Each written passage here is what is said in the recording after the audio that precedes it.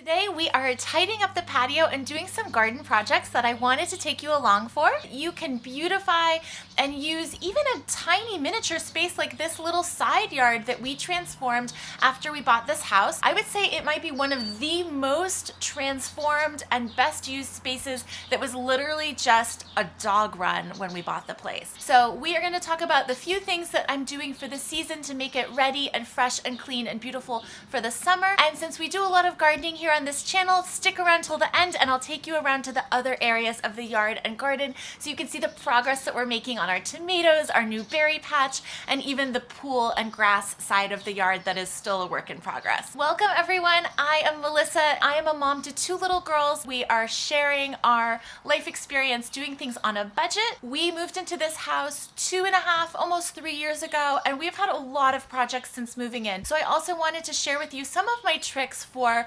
really on a budget, transforming things with big impact that have made a huge difference here in our life. Let's get down to it. This patio used to be just a terrible combination of dirt, gravel, mulch, because the people here put mulch over everything, so it was like rocks with mulch on top. There was an abandoned, non-functional ornamental pond here, and then dogs had just been peeing and pooping for years here with no water, no irrigation, and no plantings. It was so bad that they had fake trees that they planted here, and so I was pulling out, like, you know, silk leaves of fake trees. So the three things that we do to keep this space looking fresh and nice and to refresh it each season is cleaning it up after the winter, fall, all kinds of debris and leaves. We are refreshing our plantings for the season since some of the things in my pots that are annuals have died off. And number three, decorate it as though it is an outdoor room. And this is very much an outdoor room because it's bounded by two sides of the house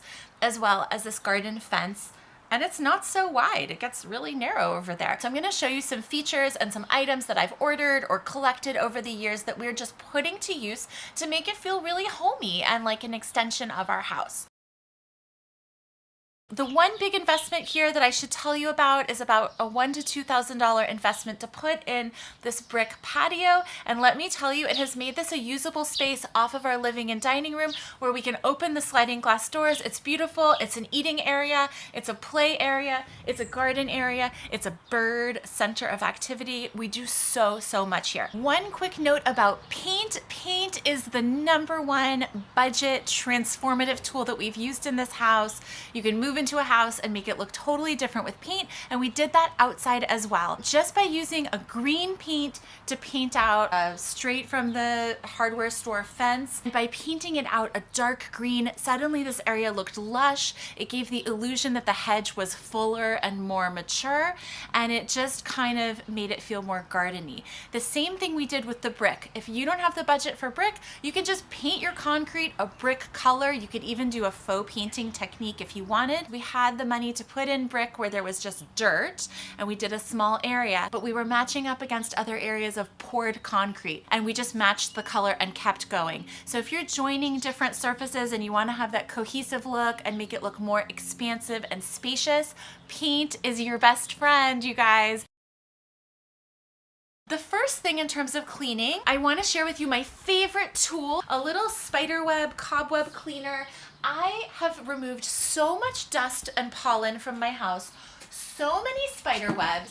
You just get in there, you can dust off, ooh, it's coming down, it's still dusty. Light fixtures, the gutter area, anything that has spider webs, dust, pollen, it's really nice this time of year to use one of these little dusters. I also like to clean my patio table and chairs off, get under here, lift the glass off of your glass top tables and wash both sides. This makes it inviting and useful where you're gonna get out and use it if it's clean. I also pick up all the kids' clutter and I try to get that back where it belongs, and then you have like a nice starting point. Secondly, refreshing plantings. I want to show you the things we got at the nursery yesterday. I chose a color palette, jewel tone pinks and purples. This is a salvia that is going to be a beautiful architectural spiky flower. In terms of trailing, I have this beautiful thyme that has a blossom that the bees love. This is like a native geranium here, a cranesbill. They all have this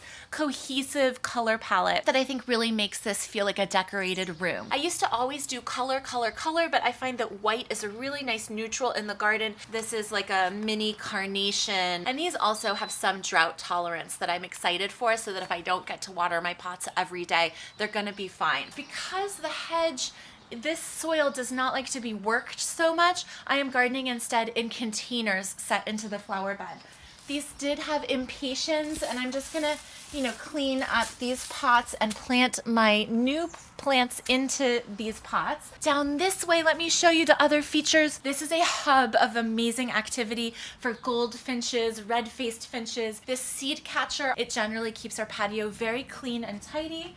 Over here is this little native bee house. It's just charming to look at here on the tree, but my kids also have studied and spent a lot of time looking at the little areas where native bees have made a home. Over here I have another pot, so this is a really big one. I'm gonna go ahead and take some of my new perennials, raise the soil level here, and fill this in with color and something beautiful to look at for the summer season. In terms of decorating and making this a garden room, I want to talk about one of my favorite odd items. I talked about it over the holidays. This is the Vermont Country Store weather stick. When it's really good weather, it curls all the way up and it even touches the fence again. When the weather is getting a little bit moist, maybe it's gonna be raining or it is raining, the stick bends all the way down. This was $6, you guys. I'm constantly going through the house and cleaning out, and I have a lot of collections. You guys might be the same. So I'm going to be installing a little install of some pottery, some decorative pottery from the 70s. They have a little hook, Carpe Diem, Pisum in Terris, so these are in Latin, Health and High Fortune, Laugh Wisely, Peace in 1970. They're just really beautiful sentiments, kind of archaeological. I think my kids would enjoy them, so we're gonna use them. So if you have artwork that is weathered and can be outdoors, hang it up. If you have old signs, hang them up. A birdhouse that your children have painted, hang it up. Use those things, use your patio. We put the water table out here, we have dinner out here, we have coffee and breakfast out here, we do messy artwork out here. There's so many uses that I'm getting out of a really minimal amount of square footage. Let's head back now, and I'm gonna show you the other areas of the garden, and you can see, oh, there go the birds. You can see the amazing progress on our tomatoes and our berry patch. Now the birds are coming back.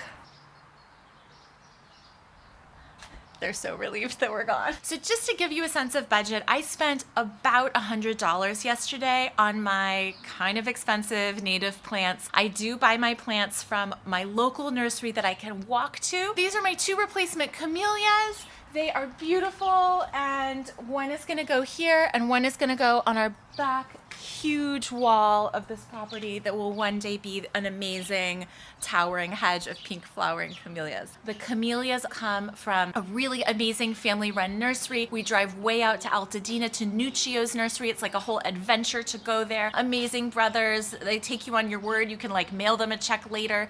They're an incredible business. These are my strawberry pots. As you can see, oh, the tiny strawberries are coming along.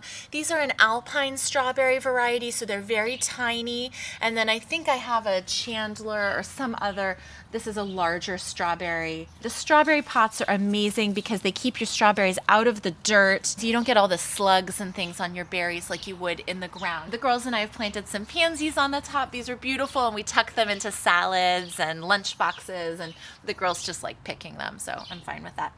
This is an artichoke. We're gonna see how it does in this little pot. But I don't know if I told you, but all of this patio furniture came out of the trash. My neighbor was getting rid of it. It's like a Brown Jordan knockoff.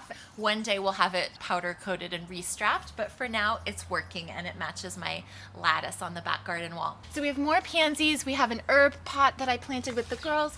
We have 2 tomatoes here. I have a sun gold cherry tomato that's looking awesome, and this is a Juliet grape tomato.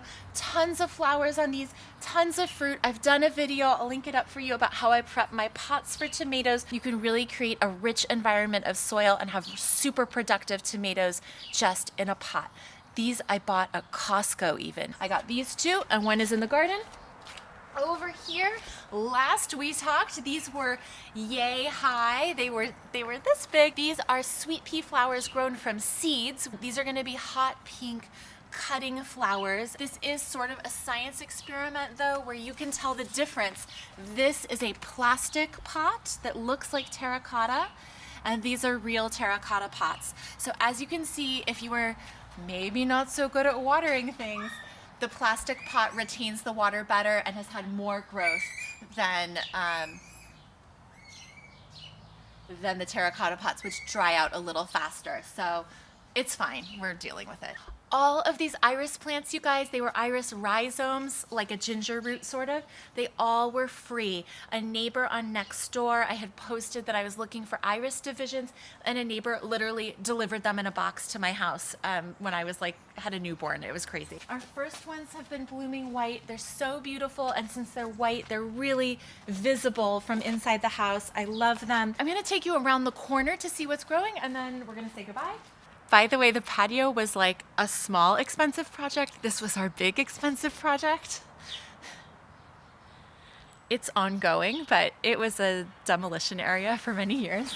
So the grass is doing well. We might need to adjust the sprinklers a little bit. The camellias are doing pretty well. They have a lot of new growth, which I'm so happy for. Now over here, the girls and I have been busy.